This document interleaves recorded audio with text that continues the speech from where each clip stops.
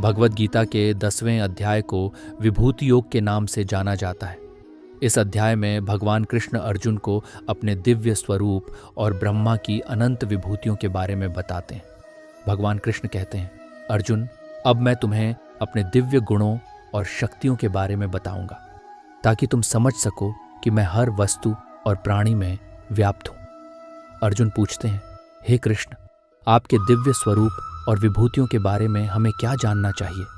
कृष्ण उत्तर देते हैं, अर्जुन, मेरी अनगिनत विभूतियां और शक्तियां हैं जो सृष्टि के हर कोने में फैली हुई हैं।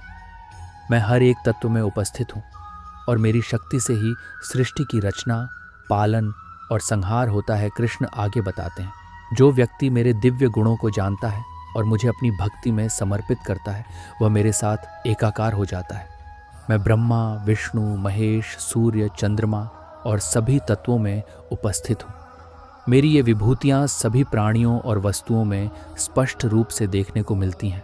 अर्जुन पूछते हैं, हे कृष्ण, क्या आप कुछ विशेष उदाहरण दे सकते हैं जो आपकी विभूतियों को दर्शाते हैं?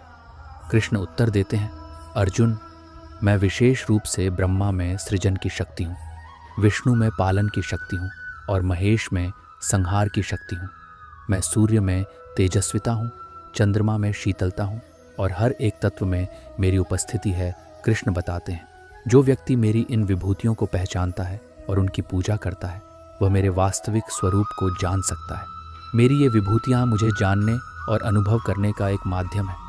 अर्जुन समझ जाते हैं कि भगवान कृष्ण की दिव्य विभूतियाँ और गुण अनंत हैं और हर वस्तु और प्राणी में व्याप्त हैं। वह कहते हैं, हे कृष्ण, आपने अपनी अनंत विभूतियों और शक्तियों के बारे में विस्तार से बताया। मैं समझता हूँ कि आप सभी तत्वों में व्याप्त हैं और आपकी उपस्थिति से ही सृष्टि की रचना, पालन और संहार होता है।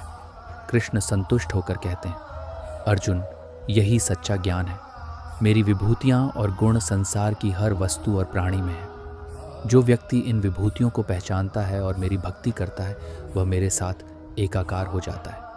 इस अध्याय की मुख्य सीख यह है कि भगवान कृष्ण की दिव्य विभूतियाँ और गुण अनंत हैं और वे हर वस्तु और प्राणी में व्याप्त हैं। भगवान की इन विभूतियों को जानकर और समझकर व्यक्ति उनके वास्तविक स्वरूप को जान सकता है। दिव्य गुणों और शक्तियों की पहचान से व्यक्ति भगवान के साथ एकाकार हो जाता है और भक्ति में स्थिर रहता है।